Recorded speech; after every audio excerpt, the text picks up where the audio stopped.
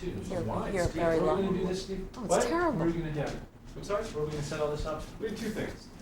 Two things before we go. I want to do just a talk with Cora right here, because this is 42nd right here, and this is all this little chunk of space is what's happening. All right, so you know, Oh, it was this prospect. This project's fun. Yeah. It's gonna go- We look forward to hearing from you next week about getting together to discuss this prospect. I want to put prospect here, okay? Because then she's back. A little less, We won't get anything beyond her.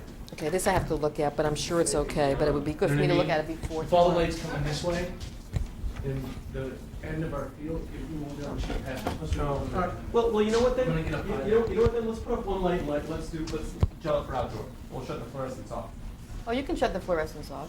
You know what I'm saying? Put up one gel blue, so it all color temperature talks to each other. Come on, he takes this. No one makes decisions by Michael. I think they make a lot of decisions without Michael. I think Michael didn't see the model until the other day when he came to New York. I think the model was made in New York. Actually, You should have had that. from up here, all of the effort seems kind of silly. I never think that way about it. But it's, On the contrary. But I mean, there's all these big towering mammoth structures in Manhattan, and this is this little block. It looks, when you compare it to the city from here, when you see it, there are all these short little buildings, and they've all kind of got little funny little roofs and things. I mean, it doesn't put it in perspective for you at all? Oh, I just think it's so splendid because it's all so interesting, and no one thinks that you can be on Manhattan Island and be this high up and have so much low rise around you. And the street doesn't seem so intimidating from up here, actually. So, I mean, in a way, we picked this office because it forced us to walk across 42nd Street at least twice a day on the way to the subway. And in a way, we picked this office because it did overlook the entire 42nd Street development project. I mean, you really can see the entire project. And in a way, we picked this office because we could watch and smell and see the changes on the street. But the street just looks like the street in New York. You know, it doesn't look like 42nd Street, Times Square, crossroads of the world. It just looks like this street. And so you say, okay, one theater at a time, we're going to bring back these places that need to have life in them as we see fit and as we're able to and as chance and good fortune permits us to. So it doesn't seem daunting. It actually makes it look small and possible. And I think if it, I never think that it makes it all seem so, you know, impossible to affect change. I think if we don't do change, if we don't think of change in increments, and if you only think about the whole, and you only think it only happens as a huge redevelopment project, then nothing would ever happen. But if you actually start to parse it, you know, parse it parcel by parcel, then you've affected the change, and then the resonance from that, the effect of that, we don't know what the last ring will be. You know, when they did Lincoln Center up there and to the left slightly, I can just see a little bit of the travertine from this window. They had no idea what the economic impact to the West Side and the Upper West Side was going to be. They had no idea that those performing halls would be so vital and vibrant and important to the city of New York. Now, this is a very different thing, but you can't know that this little victory and then maybe the new Amsterdam and then if the MTV studio complex comes through and happens, what the impact of that will be so much larger than what we see out the window. That looking out the window is not the least bit intimidating. Describe to me just the incremental change between the first time we talked. It was cold, everyone was in scarves, you could see your breath, there was snow on the ground, or there should have been, except that we didn't have winter. Now we're 3 months later, it's just kind of on that funny place where it's almost spring. What's the greatest victory for you? What's the nice word that you chose. Yeah, just this little incremental victory. Well, I think the terror we feel is a victory. I mean, I haven't thought about this too much, but I do know that we have this kind of terror, which is part exhilaration and excitement, but partly sheer terror, because that little victory, that little theater that could. That victory is moving inexorably towards an opening date. And so after we have this little conversation, I have a meeting on the budget for the victory, and that budget is getting realer and realer. And therefore, something that was a plan even 4 or 5 months ago is now more real because we're meeting with the groups who are going to perform there. And so we're sketching out times and performance dates and what they're going to be doing in the theater. So that, if there's any little victory on the street, it's that there's a theater underway and that there's actually, no one can stop that theater from being completed now. There's nothing that's going to stop that. We're not going to have a flood. We're not going to have a fire. We're not going to have an earthquake. We're not going to have a mudslide. I mean, this is New York City, and the theater's built on Manhattan schist. So that theater's going to open. That's a little victory. Little.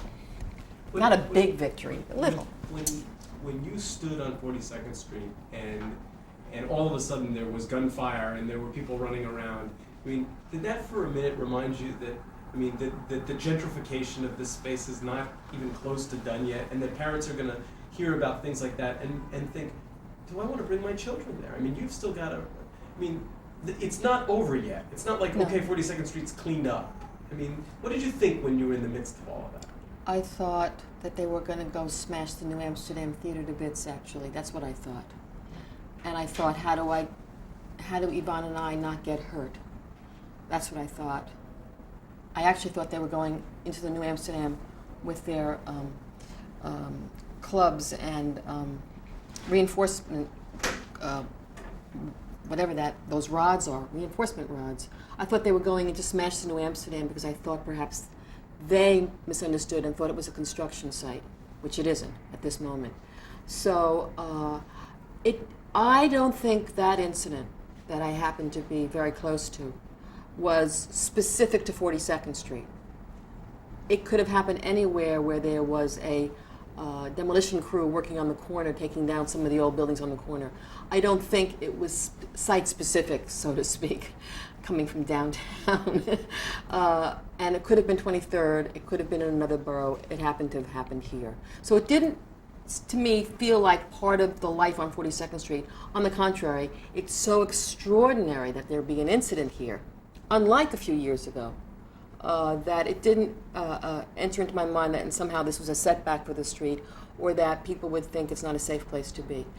But there is that public perception to overcome. But New Yorkers are wonderful, and New Yorkers, and I believe they are, and New Yorkers are adventurous, and New Yorkers are eager to reclaim corners of their streets, parts of parks, and buildings. And I think the fact that there'll be some places to come to on 42nd Street initially that are safe places will be very much a part of the excitement of coming to the street. It'll have a little edge because you are going to 42nd Street and it's a safe place to go. So I think it might actually work, and I would like to think that it will work very much in the favor of attracting people here, because 42nd Street there's been no place to go. And everybody wants to come here because everybody used to come here. You're talking about greatest victory. We're 3 months into this year. One of the things that's difficult in interviewing you is that you are, for all of the frustrations that you deal with and problems you solve every day, you are just absolutely an optimist, which is, for an interviewer, I don't even believe that about myself. Well, but for an interviewer, it's incredibly frustrating because when I say, okay, so what's been difficult? You say, well, it's all been wonderful. The challenge is... I don't think I say that. I think we've had a terribly hard time in the renovation of this theater. I think there have been some bad, unfortunate choices made in terms of some of the consultants. We've had terrible luck because we're dealing with an existing site. We're trying to make a very old building have some meaning in the 21st century when it was never intended for today's audience. And we can't just knock it down and make it bigger. We live in New York and everything's built on 25-foot lots and 100 feet, depth. we've had tremendous problems. We've had to reevaluate the budget. It is no longer a $9.4 million construction project. It's more like 11.5, and it may even get to be a little bit more than that. We have had to fundraise far more than we thought we were going to have to, but we are doing that. We are going to have to try to figure out a way to make this theater work so that it can stand on its own with help from this organization. But no one in their right mind would do a theater for kids in New York City because they're too hard to do. But that's what this board felt was the most important thing we could do. Because there isn't one, and here we are surrounded right outside this window by the 36 Broadway theaters, and a little bit to the west of us, Theater Row, and a little bit to the north, Lincoln Center, and far downtown, the New York Shakespeare Festival's Public Theater. How could we not have a place devoted to theater and performing arts for young people year-round, full-time? That's what this board thought, and we'll find a way to subsidize this, because we have some good raw material, which are theaters on the street. But this has been extremely tough. The anxiety, the tension, the intensity of each day is something I've never experienced, and I've been through some very hard projects in my time. This is not like anything else. The cast of characters is unlike anything else. We are very deeply tied to the city and the state. Our lease is with the city and the state. We've had major changes in the state government, major changes in the city government, and we are all having to readjust and find our equilibrium on this new territory that we're all working on, because the agreements are there, but many of the critical people, not all, but many of the critical people have changed. And some of the history of this street and the plan was very deeply attached to the people who are no longer here. This is a tough street. It's 42nd Street. It was yearning to, just get deeper and deeper into that blighted abyss it was slipping into. And so it takes full energy, full attention, a kind of informed naivete to really pull it the other way. If you really know how hard what you're going to do is going to be, and if you really understand or dwell on the particulars of that, you would never go forward. And all we knew was it was going to be hard.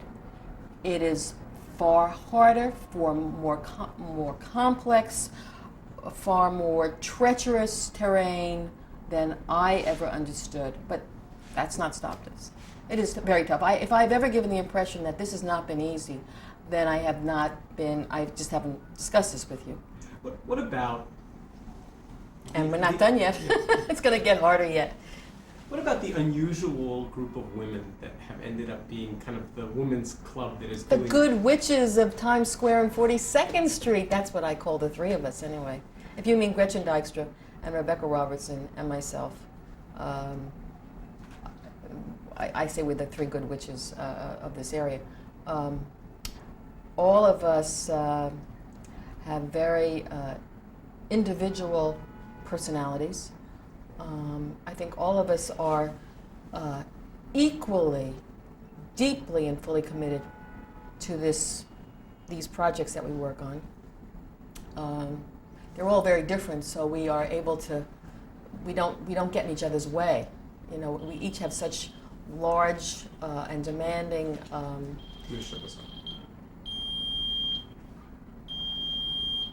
Sorry. We each have such demanding positions and responsibilities that I think we complement each other in a lot of ways. I've heard that we're all very dynamic. I don't know about myself. I certainly know that Gretchen and Rebecca are fantastic to reckon with, and I mean that in the best sense. They're so strong and sure and competent and capable and visionary and yet pragmatic that, they're just super. They're super women. And my husband used to call some of us who worked kind of these Amazons, these women who were larger than life. I don't think of it that way. We just are very committed and devoted. And we're all very fortunate to have very good people working with us. And I think that's true in all three cases. Are you friends? We are kind of friends. I think we are kind of friends. I mean, we bump into each other socially on occasion. We don't have a lot of time to be social in our lives anyway, but we are kind of friends, yes. I mean, we have a very good time when we're together. We don't get lots of chances to be together, but we have a very good time. One of the people that is either, depending on what lists you read, either in some of the lists and out of some of the lists and kind of on the outside pressed up against the glass and in some ways been here before any of you, is Sqaure. I don't know Tama, except by reputation. And I only know that she was very helpful to us when we had a group of kids design the construction shed that goes around the Victory Theater. And Art Craft Strauss helped us to paint that and execute the design that Chermayeff and Geismar did with a bunch of kids, 3 from Cooper Union Saturday program and 3 from the Harlem School of the Arts, and helped us to do that as easily as we could. They helped us to execute it and put it up and painted it and so on and so forth. What is her reputation? Is it reputation? I don't know her reputation. I mean, I know that she's, again, a strong and dynamic woman, but I've never met her, so I don't have an impression of her. I think she's in a different club. She's involved in all of the Four Corners stuff and all that. But it's I don't even know that. I know she does. Yeah. I mean, I know Art Craft Strauss's signs, and I know she's written a number of books. And I just read an article about her, which is why I know that. There's an article in today's or this week's Observer about signs in Times Square, and there's a little sidebar on Art Craft Strauss. There's this whole kind of tug of war about whether or not they'll end up dropping the ball next year. Have you followed that little soap opera? It's interesting. I know that what I call the Times Tower, and I will always call the Times Tower, and the ball which sits on top of the Times Tower, I know that building is in, not dispute, but it's in bankruptcy, and who's going to own it, and who owns it, and who should have owned it, and who will own it. All that I know is a subject for a lot of discussion. I am not centrally involved in those discussions, although I'm certainly hopeful that we get a fabulous tenant in that building, or fabulous owner in that building. It's the crossroads of the world, after all, right there. And the year 2000 is coming, isn't it? And so we have to have the ball drop in Times Square, and it should be the best and biggest and brightest and most global ball of, ever. So. Let's do this because we're tying up your meeting. I want to take a picture out this window, and then I want to scooch to the conference room and try that. But I think this corner is just such a terrific place. We should just. Okay, but you can open the window to get the shot, so you don't get the glass in between, if that helps you. Okay. Here on the 7th. Yeah. April. Yeah, just want you to know that. I don't know where. They're supposed to send us something. It's the League of American Producers and Directors, the League of American Theater Owners and Producers.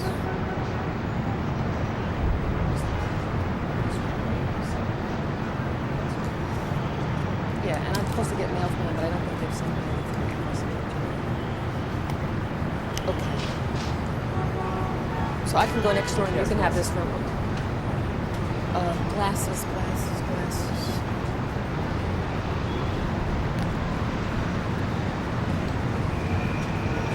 Okay.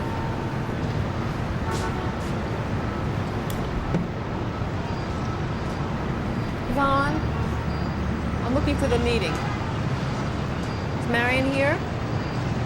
And Lisa.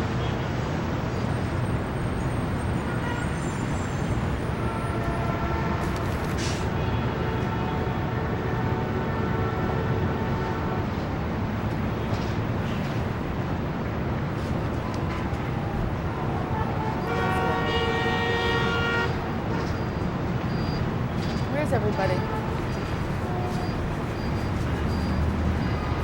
Marion?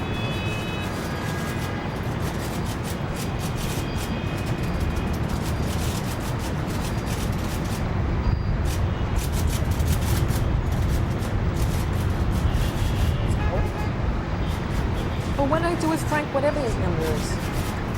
What did I do with that?